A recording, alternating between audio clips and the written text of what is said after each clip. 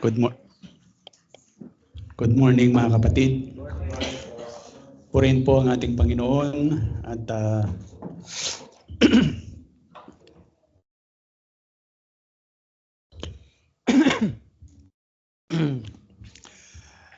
last week, kung naalala nyo pa, ay narinig po natin yung mensahe ng Panginoon sa pamagitan nga ng mga sulat o mga pagtatala ni Lucas, at nakita natin yung mensahe tungkol sa self-denial. At nakita natin doon na ang challenge o paanyaya o sabihin na lang natin utos na ito ng ating Panginoon para sa atin na mga nananampalataya sa Kanya ay ito yung utos na hindi mo kayang tanggihan. Dahil wala kang ibang mapagpipilian kundi yun talaga ang the best. So, sinabi nga natin na yung pagtanggi sa sarili, o nakita natin na yung pagtanggi sa sarili, kung tutuusin, ay ito yung puso ng Christianity. Ito yung nasa sentro talaga sa katuruan ng biblical na pananampalataya. At yun ay nasa verse 23 to 27. Ngayon naman, ang ating tutunghayan ay sa verse 28 to 36. At dito ay patuloy na dinadala tayo ni Lucas sa isang napakahalagang mga katotohanan patungkol sa ating Panginoong Hesus. Na kumbaga, dito kung last week na naalala nyo na sinasabi ni Luke na pagka ang ating Panginoong Hesus ay nananalangin bago mayroong mangyari, ang ibig sabihin ni Luke ay makinig kayong mabuti. Ituon nyo ang inyong pansin sa mensahe ng salita ng Diyos kasi mayroong mahalagang mangyayari. At ngayong umaga, ganun ulit. Bago pa yung mahalagang pangyayari, sa verse 28, umpisa ng ating babasahin ay makita natin na ang ating Panginoong Hesus ay nananalangin muli. So, ulitin natin, napakahalaga muli yung ating mapag-aaralan ngayong umaga. Although, sabi nga natin, lahat naman ng salita ng Diyos talaga ay napakahalaga. Pero ito yung mga pagkakataon na parang gustong gawin ni Luke ay hawakan yung ating mukha at gusto niyang maituon talaga natin, tumingin tayo ng gusto sa salita ng Diyos. Dito makikita natin na ang pagtutuunan pa rin dito ni Lucas ay walang iba kung hindi ang ating Panginoong Hesus. Wala siyang ibang itatanghal o bibigyan ng tawag natin dito, mga dagdag na paliwanag kung hindi kung sino si Jesus. Who is Jesus? Kung naalala nyo pa sa mga nakaraang napag-aralan na natin, dito sa chapter 9 pa rin, yung verse 7 to 9 nung nakaraan, nakita natin si Herod, yung masamang hari, na tinanong na niya kung sino si Jesus. Di ba? Sino nga ba itong si Jesus? At nakatanggap siya ng iba't ibang kasagutan tungkol dito. And then yung mga sumunod naman ay si Jesus naman ang nagtanong. Tinanong niya kung ano ang pagkakilala o ano ang sinasabi ng mga tao tungkol sa kanya. Diba? At nakatanggap din siya ng iba't ibang kasagutan. Ngunit, nung tinanong ni Jesus, yung kanyang mga alagad, ito na yung sa chapter 9 verse 18 to 22, kung ano ang sa kanila si Jesus o kung ano ang iniisip nila tungkol kay Jesus, kung ano ang kanilang pagkakilala kung sino si Jesus, makita natin na sa bilang si Pedro yung representative ng mga disipulo ay napakaliwanag po yung tanong niya, ay yung sagot niya. Na ang sinabi nga niya, ikaw ang Kristo ng Diyos o ikaw ang Messiah ng Diyos. Ikaw yung hinirang ng Diyos. Ano? So, dito makikita natin na sa chapter 9 pa lang, makikita natin talagang ipinagdiinan o ipinaulit-ulit na dinadala tayo ni Lucas sa katotohanan tungkol sa Panginoong Yesus kung sino ba siya talaga. At sa umagang ito ay makakarinig pa muli tayo ng mga dagdag na paliwanag o dagdag na patotoo na manggagaling sa mga pagtatala o sa record na ginawa ni Lucas, pero hindi na lang ang tanong ay kung sino siya, kung sino ba si Jesus, kundi mayroon pang isang tanong na kanya ring sasagutin ngayon, at ito naman ay ano ba ang ginawa ni Jesus? Ano? So, dito makikita natin na sa mga pangyayaring ito, sa pagpapaliwanag ni Luke, may mga ipapakilala siya o may mga isasama siya sa kanyang mga paliwanag ng mga masasabi nating mga kilalang mga tao sa kasaysayan ng Israel. Ano? At itong mga taong ito ay masasabi natin na wala silang kapantay sa kadakilaan kung kasaysayan ng Israel ang pag-uusapan. Ano? Pero mayroon pang mas dakila sa mga taong ito, ano, na ipapaliwanag nga ni Lucas mamaya. Ano? Okay? So bago po natin basahin ang salita ng Diyos, tayo po muna ay manalangin. Aming Amang Banal, Diyos na makapangyarihan sa lahat. Tunay nga po na patuloy ang aming papuri, pasasalamat, sapagkat malaya po kaming nakakapagbulay-bulay, malaya kaming nakakapakinig ng inyong salita, malaya naming na ipapanalangin, na aawit ang lahat ng ito, at lalo tigit malaya kaming nakakapakinig ng mensahe.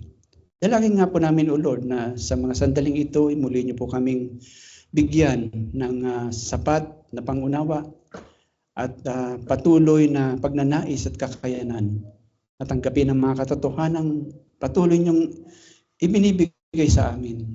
At higit sa lahat, ay patuloy mong ang itaas lamang ang inyong pangalan sa aming kalagitnaan at loobin mo sa pamagitan nga po ng inyong biyaya ay mas lalo pong lumiwanag ang aming pagkakilala sa inyo at maging ma-encourage din kami o mapalakas kami na lalo pang manghawakan sa inyo at sa inyo lamang.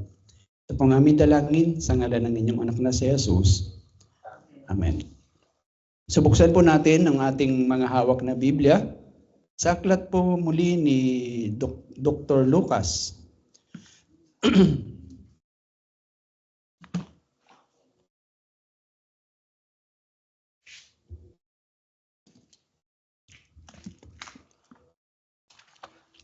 Ayun na naman gumalaw yung cellphone ko.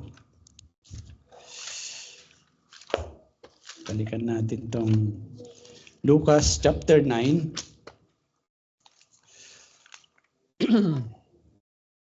Mula po verse 28 to 36. Ito po ang salita ng ating Panginoon. Pakinggan nga po natin ng may patuloy na pagpapakumbaba. At pagkaraan ng mga 8 araw, pagkatapos ng mga salitang ito, isinama ni Jesus sina Pedro, Juan at Santiago at umahon sa bundok upang manalangin. Samantalang siya'y nananalangin, ang anyo ng kanyang mukha ay nagbago at ang kanyang damit ay naging nakasisilaw na puti. At biglang may 2 lalaking nakipag-usap sa kanya, sina Moses at Elias, na nagpakita sa kaluwalhatian at nag-usap tungkol sa pagpanaw niya na malapit na niyang isakatuparan sa Jerusalem. Si Pedro at ang kanyang mga kasamahan ay nakatulog ng mahimbing, subalit Nang sila'y nagising, ay nakita nila ang kanyang kaluwalhatian at ang dalawang lalaking nakatayong kasama niya. At samantalang sila'y papalayo sa kanya, sinabi ni Pedro kay Jesus, Panginoon, mabuti na tayo'y dumito. Gumawa tayo ng 3 tolda, isa sa iyo, isa kay Moses at isa kay Elias, na hindi niya nalalaman ang kanyang sinabi.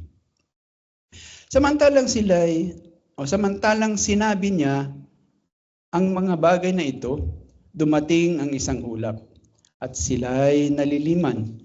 Sila'y natakot nang sila'y pumasok sa ulap. At may tinig na nanggaling sa ulap na nagsasabi, ito ang aking anak, ang aking pinili, makinig kayo sa kanya. Pagkatapos magsalita ng tinig, si Jesus ay natagpo ang nag-iisa at sila'y nanatiling tahimik at hindi sinabi kanino man ng mga araw na iyon ang alinman sa mga bagay na kanilang nakita. Purihin ang Panginoon sa pagkabasa ng kanyang salita.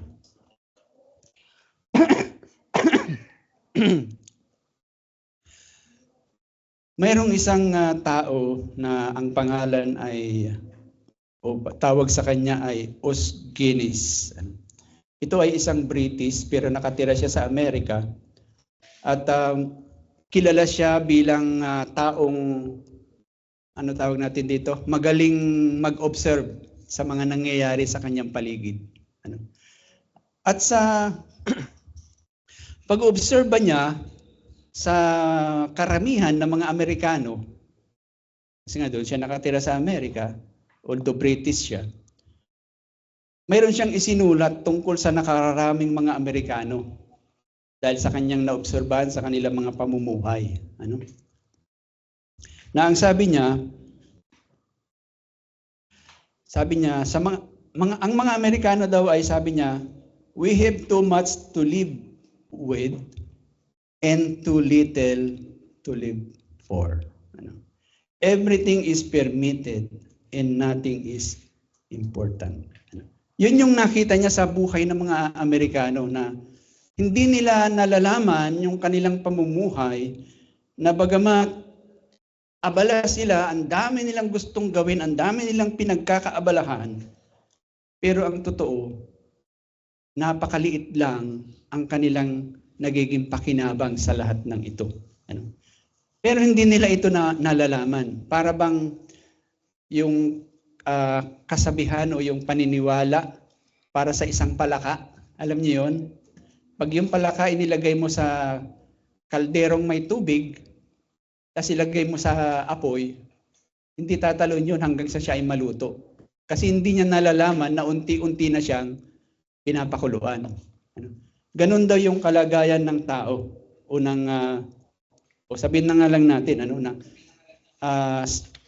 ang sinasabihan dito o ang inoobserbahan ni Guinness dito ay yung mga Amerikano, pero sa totoo lang lahat ng tao ay nasa ganoong kalalagayan. At para sa atin na mga nakapakinig na ng pagtuturo na pag-aralan na natin dati ang buong aklat ng Ecclesiastes, kung titingnan natin ang obserbasyon din ni Haring Solomon sa sangkatauhan na kanyang kinagisnan nung panahon na siya ay nagahari, ay halos kapareho din nung sinabi ni Guinness. Naalala niyo ba? Ecclesiastes chapter 2 verse 11. Actually sa buong chapter ng buong libro ng Ecclesiastes, paulit-ulit natin yung makikitang salita na everything is meaningless. Pero dito sa Ecclesiastes chapter 2 specifically, makikita natin yung halos kapareho ng sinabi ni Guinness na sinabi rin nung sumulat ng Ecclesiastes. Yung paniniwala nga ay si Haring Solomon. Tingnan natin yung Ecclesiastes para lang makita natin yung pagkakapareho. Chapter 2, verse 11, makita nyo. Sabi nung sumulat ng Ecclesiastes o ng aklat na ito, sabi niya, Nang magkagayoy, minasdan ko ang lahat ng ginawa ng aking mga kamay at ang pagpapagal na aking ginugol sa paggawa nito. At muli, ano sabi niya? Lahat ay walang kabuluhan at pakikipaghabulan sa hangin at walang mapapakinabang sa ilalim ng araw. Diba? So, kumbaga makikita natin na yan ang kalalagayan talaga ng tao. Although hindi yan napapansin ng tao. Na ganyan ang kalalagayan. Na kumbaga napakadaming nating gustong gawin, napakadami nating pinagkakaabalakan. Sabi nga nung iba, ginagawa na nga nilang araw pati ang gabi. Kung pwede, 24 hours na sila magtrabaho, magpakabisi. Pero sa bandang huli, makikita nila, kulang pa rin. May kulang pa rin. Hindi pa rin sapat. Kailangan pa rin magsumikap muli. Yung iba nga, sobra-sobra na nga ang nakukuha, di ba? Milyon, bilyon, trilyon. Pero makikita mo, hindi pa rin sapat. Kukuha pa rin at kukuha hanggat may makukuha. Yan po yung kalalagayan ng tao. Ngayon, ang tanong, sa pag-aaralan natin ngayon, ganyan ang tao, hindi siya nagkakaroon ng satisfaction sa buhay. Hindi siya nagkakaroon ng para sa kanya ay sapat na to, okay na ito. Sapat na to, tama na ito. Walang ganun sa tao. Pero sa umagang ito, may sasabihin sa atin si Luke na masasabi natin, pag ito mayroon tayo, sapat na. At ito ay may kinalaman tungkol sa ating Panginoong Hesus. Na ang tanong is ganito, is the Jesus you worship big enough to overshadow everything in life? Si Jesus ba, kung siya ang pag-uusapan, siya ba ay sapat na para masabi mong, o ang kanya bang kadakilaan, ang kanya bang kapangyarihan, ang kanya bang mga pangako, ang kanya bang mga katangian bilang si Jesus na kinikilala nating Panginoon na sinasamba natin ay sapat na para sabihin nating siya lang ay okay na. O siya ay sapat na. Na kumbaga handa tayong ipagpalit ang anumang pinapahalagaan natin sa mundong ito para mapasa atin lang siya.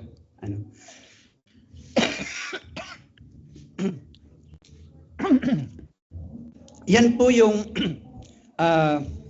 mahalagang katotohanan na ating mapapag-aaralan ngayon. At ito ay pinaliwanag sa atin ni Lucas sa pamagitan ng dalawang katotohanan na kanyang ipapaliwanag tungkol kay Jesus. Una, makikita natin na ilararawan o ipapaliwanag muli ni Luke, una sa lahat, kung sino si Jesus. Who is Jesus? Makikita natin na sa pagpapaliwanag niya nito, kung sino si Jesus, kung tutuusin, siniksik niya na ng husto yung kanyang mga patotoo na ibibigay o yung mga paliwanag na kanyang gagawin. Dito sa verse 29, kung babalikan natin yung Lucas chapter 9,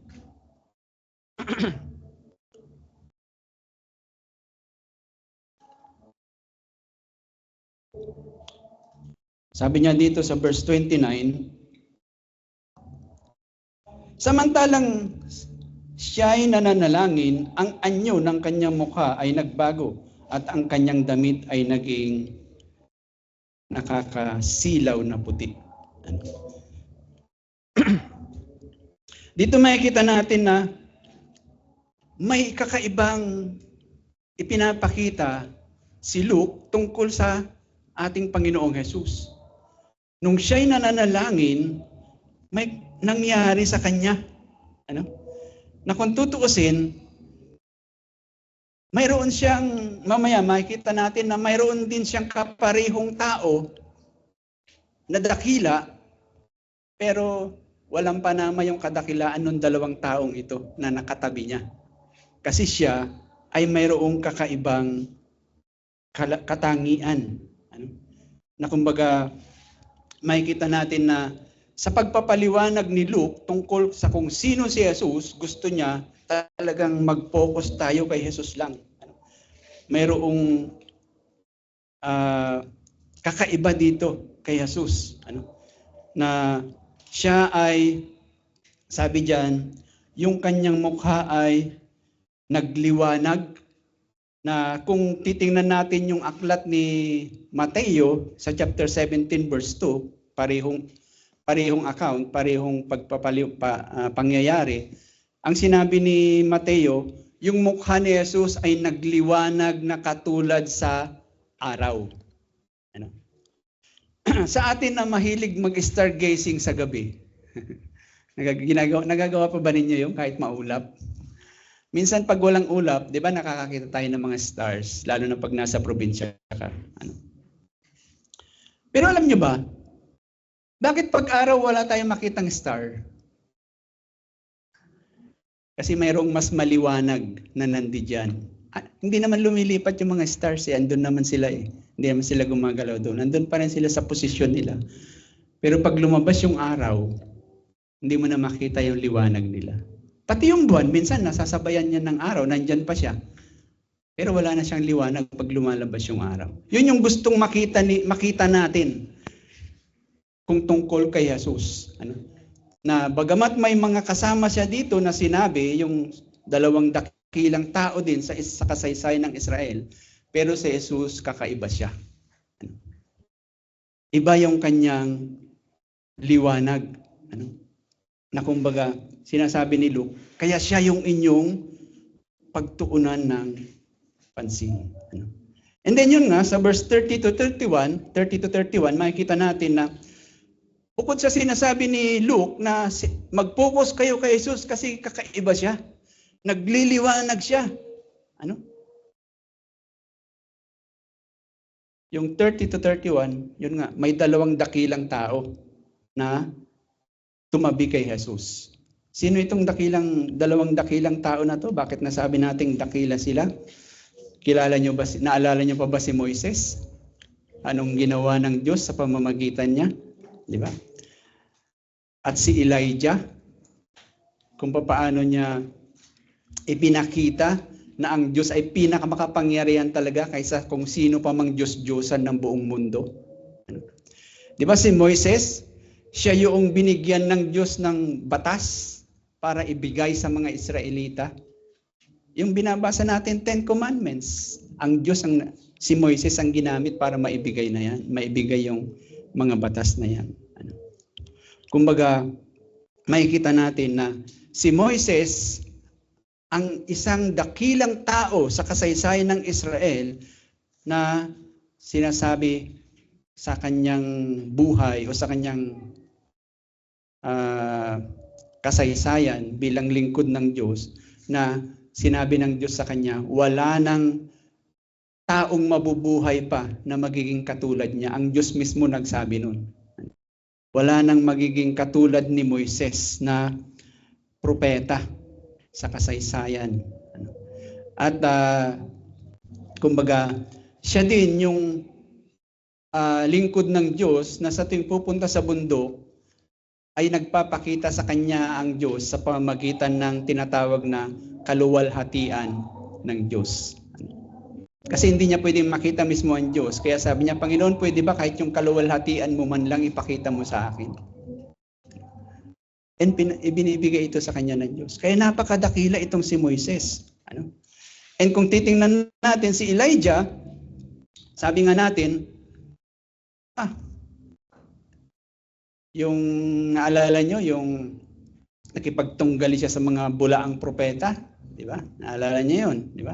So napatunayan doon na ang Diyos ang pinakamakapangyarihan at ang Diyos ang tunay na buhay na Diyos lamang. And then, alam nyo ba na ito ay hindi namatay? Kung hindi dinala lang ng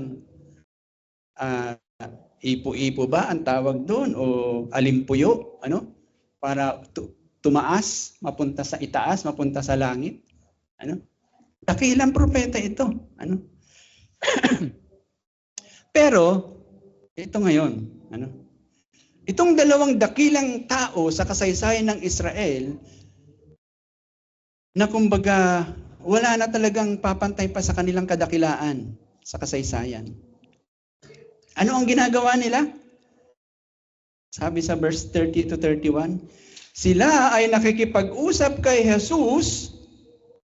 At anong pinag-uusapan nila? Pinag-uusapan nila, sabi dito, actually sa Tagalog, ang sinabi dyan, pinag-uusapan nila ang pagpanaw. So maliwanag yan sa Tagalog tungkol sa kamatayan niya pinag-uusapan. Pero kung titingnan nyo yung NIV version, kung di ako nagkakamali sa English translation ng Biblia, ang nakalagay doon, pinag-uusapan nila yung kanyang departure. Yung kanyang pag-alis. Departure. Pero kahit papaano, departure o pagpanaw, mamaya makikita natin na pareho lang din talaga ang gustong ipakita dito ni Lucas. Na una, makikita muna natin, dito, yun nga, dakilang mga tao, dakilang mga ginawa nila sa kasaysayan, pero nung kausap nila si Jesus, ano yung pinag-uusapan nila? Hindi ito yung Jesus na katulad nung nakita natin one time nung bata pa siya, na nagtatanong ng kung ano-ano sa mga elder sa church, Kung hindi ito na yung Jesus na pinag-uusapan na kung ano ang kanyang gagawin. Kung ano ang kanyang gagampanan. Kumbaga hindi siya nakikipag-usap kay Moses tapos sabi niya, Moses, kwento mo naman sa akin, paano ka ginamit ng Diyos para ilabas yung mga Israelita sa Egypt? Kwento mo naman sa akin, paano ka naglakbay sa disyerto at papaano yung bago ka makarating sa promised land, although hindi siya nakarating, yung muntik lang na makarating. Hindi ito yung pinag-uusapan nila. Hindi yung mga dakilang bagay na yun ang pinag-uusapan nila. Kundi ano daw ang pinag-uusapan nila?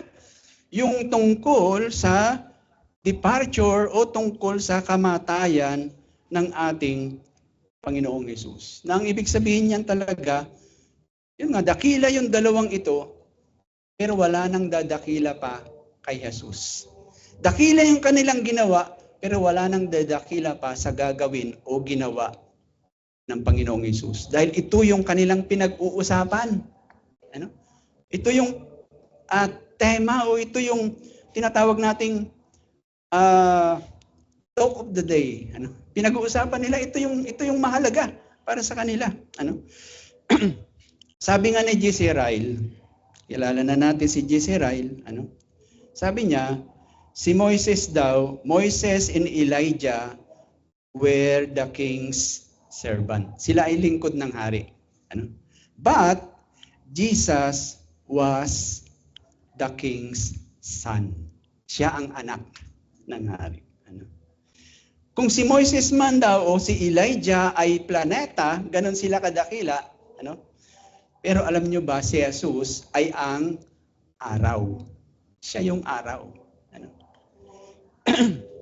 Na kumbaga makikita natin dito na yung paglalarawan o pagpapaliwanag ni Lucas tungkol kay Jesus ay makikita nating wala nang higit pa kaysa kanya.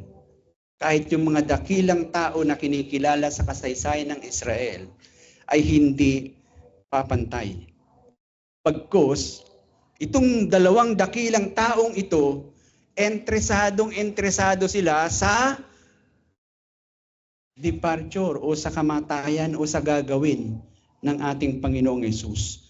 Sa ministeryo ng ating Panginoong Hesus. Sila mismo ay interesado dito. Sila mismo ay nakapokus dito. Sila mismo ay excited na pag-usapan ito.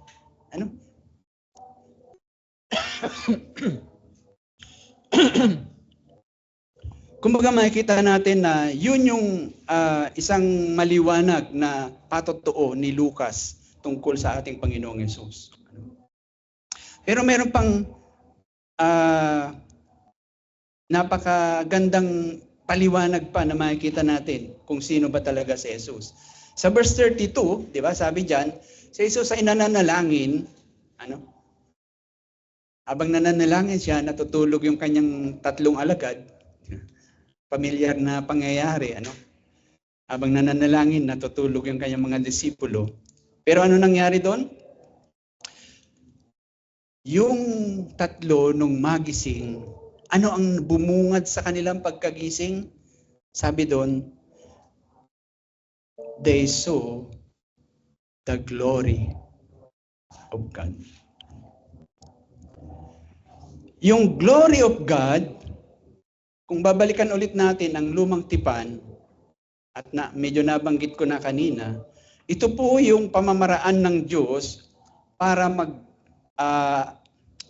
makipag-communicate sa mga pinili niya, o lalong-lalo na nga kay Moises. Sa tuwing nakikipag-usap siya kay Moises, ang tawag doon sa presensya niya, nakausap ni Moises, ay ang kaluwalhatian ng Diyos. Kasi hindi pwedeng ang Diyos mismo ang kausap ni Moises, kundi ang kausap lang ni Moises ay ang kaluwalhatian ng Diyos. Yun yung tawag sa pakikipagkita ng Diyos sa kanyang mga lingkod nung lumang tipan.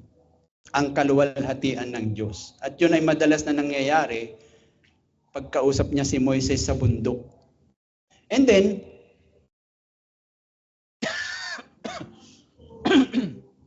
nakikita natin na dito nga, nung magising sina Pedro, si James, at saka si John, ano daw yung kanilang nakita? Nakita nila ang kaluwalhatian. May nakita silang kaluwalhatian. Kaninong kaluwalhatian? Kaluwalhatian mismo ng ating Panginoong Jesus. So anong sinasabi niyan? Si Jesus ay ang Diyos. Kasi kung paano ang Diyos nagpapakita ng kanyang kaluwalhatian sa lumang tipan, ito si Jesus ay nakita din ang kanyang kaluwalhatian bilang Diyos. And then ito ang mas lalong hindi nyo dapat mamiss. Di ba sabi doon sa verse 35, habang nandoon, may nangyari. Sabi doon, may ulap na pumuno sa kanilang kinalalagyan. Cloud. Ano ba yung ulap? Sa lumang tipan ulit, kung anong maalala nyo. Diba ito din ay patotoo na pag may ulap, nandoon ang presensya ng Diyos. Diba? Nung ang mga Israelita ay naglalakbay sa disyerto, ano yung nakikita nila na nagpoprotekta sa kanila? Ano yung nakikita nila na nag-guide sa kanila kung saan sila pupunta? Ang sabi doon, pillar of clouds. May ganun. Presentasyon ng Diyos yun. And then, pag nakikipag-usap ang Diyos kay Moises sa bundok ng Sinai, nakikita din nila yung bundok ay nababalutan ng ulap, may kasama pang ang kulog at kidlat. Ayaw ngang lumapit yung mga Israelita kahit sa paanan lang ng bundok kasi alam nila nandun ang Diyos. So yun po yung ipinapakita dyan. Mas ulap sa kanilang kinaroroonan, nung nabalutan sila ng ulap, alam nila ito ay may kinalaman sa representasyon. Alam nila na ang presensya ng Diyos ay actually sa bagong tipan, kung titingnan natin, yung mga paliwanag tungkol sa muling pagbabalik ng Panginoon ay kinalaman din sa ulap. Ang sabi doon, siya ay darating muli sa kanyang second coming na nasa mga ulap. Nadala ang kanyang kapangyarihan o ang kanyang kadakilaan. Pero hindi lang yun. Nung nandun na yung ulap, ano nangyari? May nagsalita na nanggaling sa ulap. At ito po yung pinaka climax na totoo tungkol sa Panginoong Yesus. Nagtanong si Herod noon, napag-aralan natin, sino ba ito? Mayroon siyang natanggap na iba-ibang sagot. Tinanong ni Jesus ng kanyang mga alagad, at anong sagot nila? Ikaw ang Kristo. Pero this time, hindi na tao ang nagsasalita kung sino si Jesus. Sino na? Ang Diyos Ama. At anong sabi ng Diyos Ama? This is my Son. Ito ang aking anak. Ang aking pinili. Makinig kayo sa Kanya. Wala na tayong ibang mahanap pang dakilang patotoo tungkol kay Jesus kundi ito. Ang Diyos Ama mismo ang nagsabi, nagpatotoo tungkol sa Kanya. So ano bang sinasabi dito ngayon ni Luke? Bakit niya kailangang ipagdiinan, ipaliwanag, isiksik sa ating mga puso't isipan na si Jesus ay ang Kristo, na si Jesus ay ang pinili, si Jesus ay ang anak ng Diyos, o si Jesus ay ang Diyos mismo na isa sa tatlong persona na pinaniniwalaan natin sa Trinity. Bakit mahalagang maintindihan natin yun? Kasi kung naalala nyo nga, last week lang, ay pinag-usapan natin yung tungkol sa self-denial, yung tatanggihan mo ang iyong sarili para kay Jesus. Ngayon, ang tanong, sa tingin nyo karapat-dapat nga ba talaga siya? Karapat-dapat nga ba talaga si Jesus na siya ay sapat na para tanggihan natin ang ano pa mang bagay sa mundong ito? O yung sinasabi nga natin na si Jesus is worth dying for, na si Jesus is worth living for. Naalala niyo ba, mayroon tayong kababayan na nagsabi, the Filipino is worth dying for. Diba? Pero ang tanong, worth nga ba? Kayo na sumagot niyan. Pero dito, ang sinasabi ni Luke, si Jesus, itong Jesus na tinuturo sa atin ng banal na kasulatan na ngayon ay ipinapaliwanag ni Luke, nililiwanag ni Luke kung sino siya, ito talaga ang sapat. Siya talaga yung karapat-dapat na sabihin nating siya lang sapat na. Na wala nang iba pa na mas dadakila pa sa Kanya. Wala nang papantay sa Kanya. At kanino nang galing yung patotoo? Sa Diyos Ama mismo. Wala nang hihigit pa.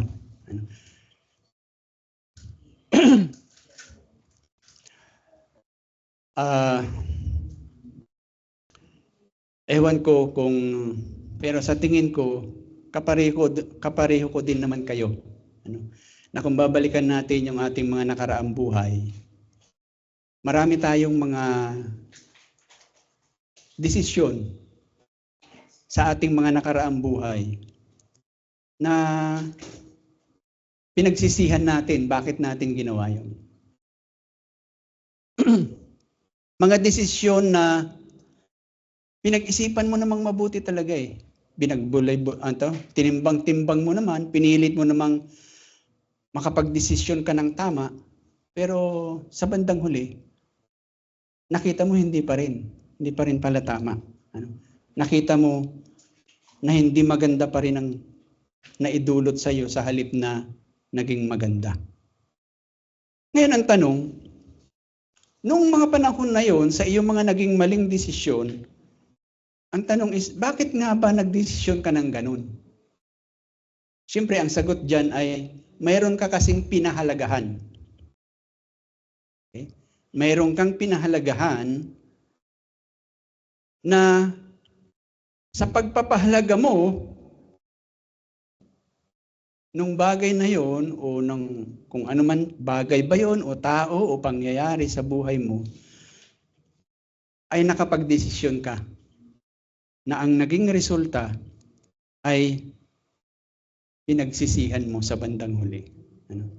So ang tanong, ano ba yung napakahalagang iyon na naging daan kaya ka nagdesisyon? At kung babalikan natin yung pinag-uusapan natin ngayon tungkol kay Jesus, ay ano nga ba? Ano? What could possibly be so important to you that it's more important than anything in life? Ano nga ba yung pinakamahalaga na higit pa sa buhay mo? Ano? Na masasabi mong ito na talaga ang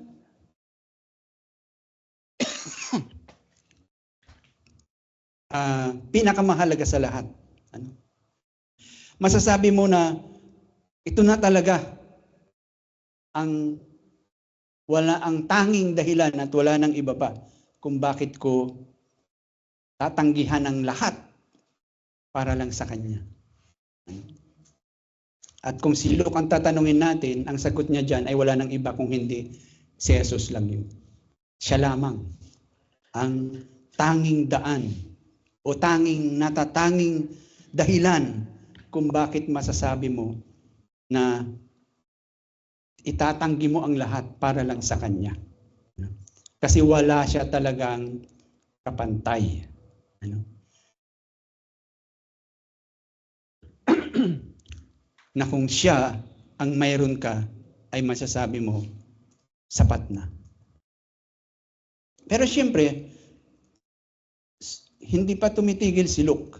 Dahil bukod sa sinasabi niya o ipinapaliwanag niya kung sino si Jesus, na maliwanag nga na nakita natin, siya ang nag-iisang anak ng Diyos na karapat dapat nating pahalagahan ng higit kanino man, ng pahalagahan ng kahit ano paman, siya lang. Ang pangalawang tanong is, ang Jesus na ito, ano ba ang kanyang ginawa? Bakit ganun siya kahalaga? Bukod sa sinasabi na wala siyang kapantay sa kadakilaan dahil siya mismo ay anak ng Diyos o siya mismo ay ang Diyos, ano ba ang kanyang ginawa? Kung titingnan natin sa verse 31, ito nga yun, yung tungkol sa kanyang, sabi dyan, nagpakita kaluwalhatian at pinag-uusapan nila ang tungkol sa kanyang pagpanaw o yung sabi ko nga sa NIV version, departure. Sa ibang translation naman kasi kung di ako nagkakamali, sa King James, ang sabi yung pagpanaw. Sa English, ang translation nila ay disease, yung kanyang pagkamatay. Pero makikita natin na dito ay napakadakilang mga tao ito, napakadakila ang kanilang mga ginawa. Pero nung si Jesus ang kasama nila, ano ang pinag-uusapan nila? Yung tungkol sa gagawin ni Jesus. Yung tungkol sa kamatayan ng Panginoong Jesus. Yung tungkol sa tinatawag na departure ng ating Panginoong Jesus. Yung salitang, hindi naman tayo, hindi naman stranger sa atin yung salitang departure na tinatawag natin yan para sa mga namatay, di ba? Di ba madalas natin nakikita pag may mga burol may nakalagay, he departed o she departed, di ba? dearest departed. So, alam natin yun, na pag salitang departure o departed, ito ay may kinalaman o pwedeng gamitin ito para sa tungkol sa kamatayan. Pero, ang tanong kasi, bakit napakahalaga ang tungkol sa kamatayan ng ating Panginoong Hesus? Sa mga nakakaalala pa o sa mga estudyante pa ngayon na nag-aaral ng Philippine History, kung babasahin ninyo ang biography ni Dr. Jose Rizal, ano mayroon doon sa biography ni Dr. Jose Rizal? Madami yan. Gaano kalawak o kalaki yung paliwanag tungkol sa kanyang kamatayan? Maliit na bahagi lang yun. Pero bakit dito, kung titingnan natin ang ebanghelyo, yung 4 na ebanghelyo, ang paliwanag nila tungkol sa kamatayan ng Panginoon, halos kalahati o 1/3 ng kanilang libro. Yun ay kanilang ipinapaliwanag tungkol sa kanyang kamatayan. Bakit? Kasi si Jose Rizal, although tinatawag siyang dakilang bayani o national hero, pero hindi naman talaga siya namatay para sa kasalanan, kahit man lang ng mga Pilipino. Pero itong si Jesus, yung kanyang kamatayan ay para sa kasalanan ng sanlibutan. Kumbaga, makikita natin dito na yung kamatayan ng ating Panginoong Hesus ay may kinalaman sa kanyang pagtubos o pagbabayad ng kasalanan. Kung kaya't makikita natin na maging si Moises, maging si Elijah, yung mga dakilang tao sa Israel, ng kasaysayan ng Israel, ay talagang doon sila nakapokus. Doon sa tungkol sa kamatayan o sabi nga natin, gagawin ng ating Panginoong Hesus. Kung kaya tayo man ay dapat din na humingi ng biyaya sa Panginoon na turuan din niya tayo lalo pa tungkol sa bagay na ito. Kumbaga makikita natin na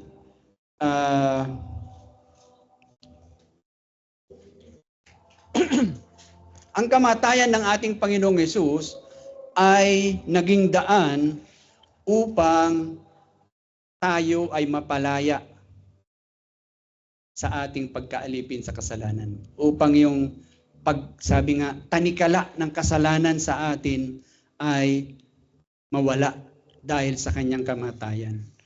Upang yung resulta ng ating pagiging makasalanan ay hindi na ibilang sa atin. Upang yung katiyakan ng puot ng Diyos sa ating mga kasalanan ay hindi na danasin ng mga nananampalataya sa Panginoong Hesus. Kumbaga, yan yung dahilan kung bakit napakahalaga ang tungkol sa kamatayan ng Panginoon. Na kumbaga, yung resulta nito sa buhay ng mga nananampalataya sa Panginoon ay gayon na lamang napaka-importante. Gayon na lamang ka-importante.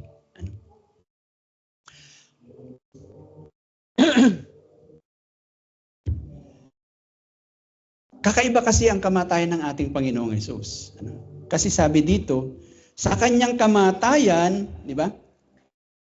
Sa Tagalog sabi niya, pinag-uusapan nila ang tungkol sa pagpanaw niya na malapit na niyang isakatuparan sa Jerusalem. Mamamatay siya pero meron siyang isa sa katuparan sa kanyang kamatayan. Nakikita niyo ba?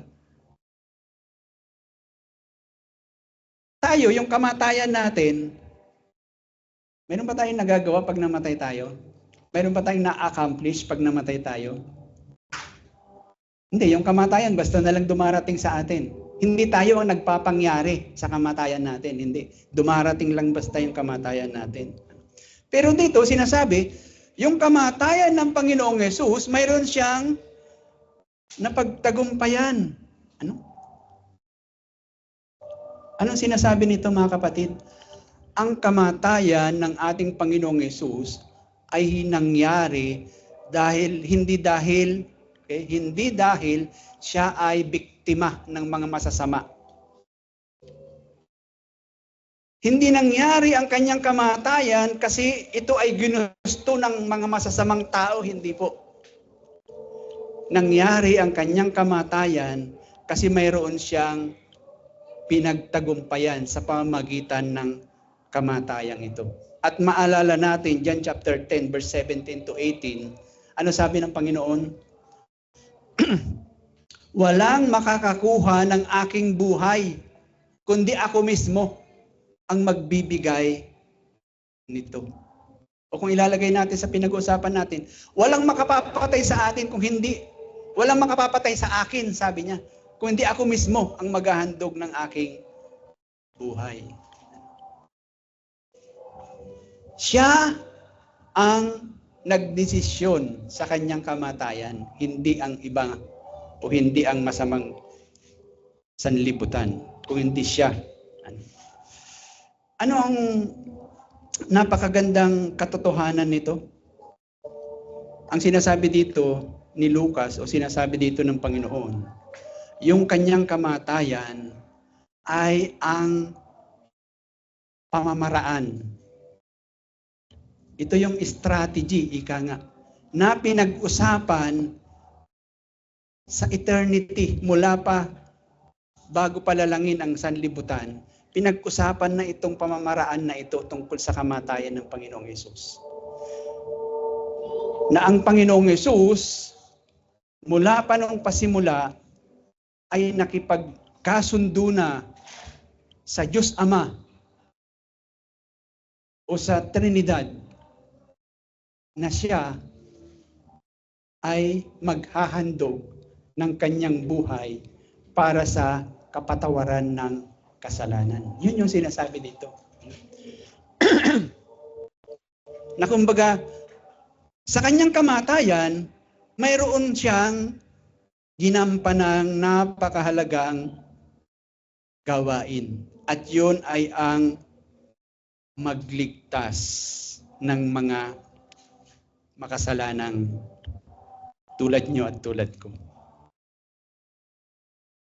Babae, lalaki, bata, matanda, sa lahat ng lahi ng sanlibutan na mga nananampalataya o mananampalataya sa Kanya, ay matatanggap nila ang kaligtasan. Yun yung napagtagumpayan niya. Yun yung kanyang na-accomplish sa kanyang kamatayan.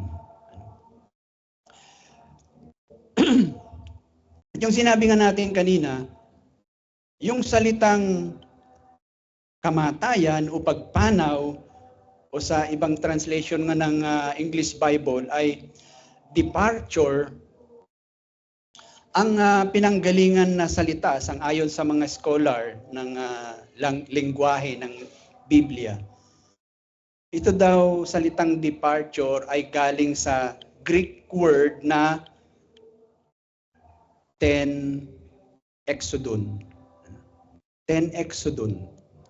Na ang ibig sabihin ay the Exodus. Ano? At alam niyo ba kung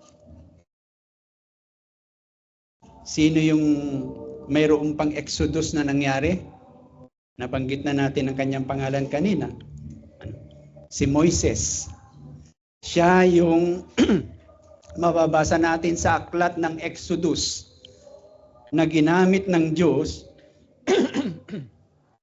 upang ilabas ang mga Israelita sa Egypt sa kanilang pagkaalipin. Sila ay naglakbay sa disyerto na tinatawag na Exodus. Pero ano yung sinasabi dito?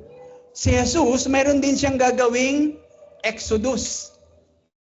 May ginawa si Moises, pero may gagawing Exodus si Jesus. At ano yung Exodus na kanyang gagawin? Ito yung totoo at makabuluhang pagliligtas. Ito yung totoo at makabuluhang pagpapalaya sa kasalanan maging sa resulta o tinatawag nating kabayaran nito. Na kumbaga, itong si Jesus na tinatawag na anak ng Diyos, na pagtagumpayan niya sa kanyang kamatayan ang kabayaran sa kasalanan ng mga makasalanang tulad natin, at siya ay magdadala ng napakaraming mga mananampalataya, hindi sa lupang promised land, kung hindi sa bagong langit at bagong lupa na itinalaga ng Diyos, kung saan doon tayo makakamtan natin ang kabuuan ng kaluwalhatian, kabuuan ng biyaya, kabuuan ng pamumuhay, kung ano nga ba talaga ang tinatawag na eternal life.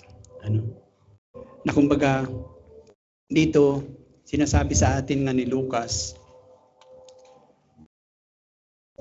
itong Jesus na itinuturo ng banal na kasulatan, itong Jesus na nakikilala natin sa pamagitan ng banal na kasulatan, ay siya yung Jesus na talagang karapat-dapat natanggihan mo ang lahat para lang sa Kanya. Siya lang. Siya ang karapat-dapat na pwedeng sabihin mong ikaw lang ay sapat na. Wala na akong ibang hahanapin pa. Kung kaya, ito ngayon yung tanong sa atin ni Lucas. Is your Jesus big enough? Is the Jesus you worship big enough to overshadow everything else in your life? Talaga ba? Totoo ba? Nasapat na nga ba talaga siya para sabihin mong wala na akong ibang hanapin pa, basta mayroon lang akong Jesus? Kung hindi ganyan, kung hindi sapat yung Jesus na kinikilala mo, kung hindi sapat yung Jesus na sinasamba mo para tanggihan mo ang lahat para sa Kanya lang, ay sinasabi sa iyo ngayon ni Lucas, hindi yan yung Jesus na ipinapakilala niya sa atin. Hindi yan yung Jesus na itinuturo sa atin ng Biblia. Hindi yan yung Jesus na makikita natin sa Biblia.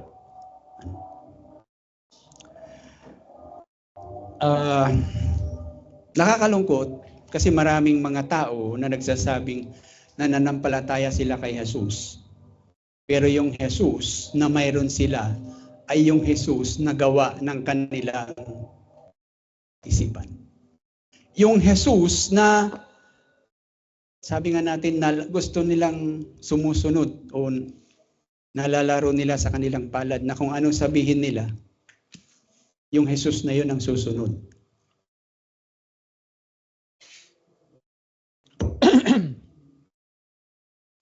Pero itong Jesus na sinasabi ni Lucas o pinapakilala o pinapatotohanan ni Lucas sa atin na makikita natin sa kanya sa salita ng Diyos, ay ito yung Jesus na dahilan kung bakit sinabi ng mga sumulat sa mga kinakanta nating mga hymnals. Di ba? Meron tayong kinakantang hymnals na nakalagay doon. Why should cross and trial grieve me? Si Jesus yung dahilan kung bakit sasabihin, bakit naman ako matatalo dyan? Bakit naman ako maghihinagpis dyan sa cross at trial na yan? Or yung sinasabi doon sa isa pang bahagi, sabi doon, when the ang tawag nito, what are my God ordains is right. Kung ano ang pinapahintulutan ng Diyos, yan yung tama. Yan yung karapat-dapat sa buhay ko. Itong Jesus na ito, ang dahilan kung bakit naisulat ng mga sumulat ng hymnal na yan, yung mga katagang iyan at kanilang pinangahawakan. So ang tanong, pag dumating sa buhay mo, ang sabi nga natin, trials and temptations, ang mga kapighatian, mga kalugihan, kalungkutan. Sabihin mo na kung ano lahat ng mga ayaw mong mangyari. Pero pag dumating ang mga iyan, masasabi mo pa rin ba na, Lord, basta nandyan ka, basta kasama kita, basta ikaw ang Panginoon ko, sapat na. Ano?